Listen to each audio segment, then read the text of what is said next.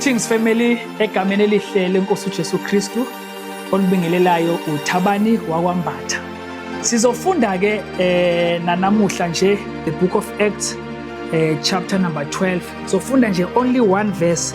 Sibuke lapha nje ku verse number 5. Elithi iBhayibheli, ngakho ke uPetro wagcinwa etilongweni, kepha ibandla lamkhulekela ngesineke uNkulunkulu.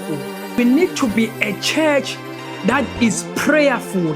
Lithi iBhayibheli uPetro esedlule ebunzimeni noma esebunzimeni, but the church prayed for him. Eboshiwe ejele, the church prayed for him. Lithi ke iBhayibheli lamkhulekela ngesineke. In other words, uPetro uboshiwe, ibandla liyathandaza. We need to be a prayerful church bazalwane esikhathini samanje. Ibandla elikwazi ukuzila ukudla lifune ubuso bukaNkulunkulu bazalwane, ngoba esikhathini sokugcina lithi iBhayibheli ngokuba silondile izwi lokubekezela naye uNkulunkulu uyakusilonda ngehora lokulingwa eliyakufika emhlabeni.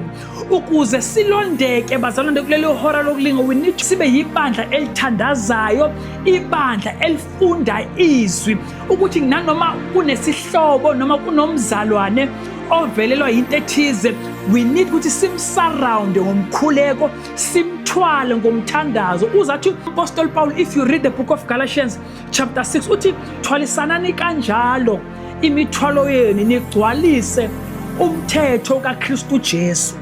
Malibonga igama lika Jesu. So it is important to pray for one another. Lento le isibonisa ukuthi uma silibandla kaNkulunkulu kumele sibe yibandla elithandazayo, ngoba akukho ukudlula ukuthandaza bazalwane, because that's the only communication esiba nayo sinoNkulunkulu bazalwane, ukuthi sikhuleke kuye.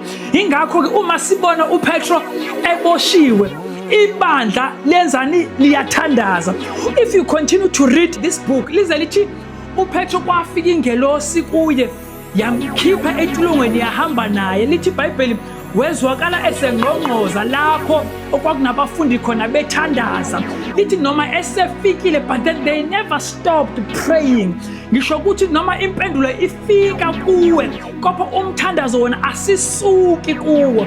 Umthandazo wona siyahlala whether impendulo ikhona noma ingakabibikho, but then we remain in prayer.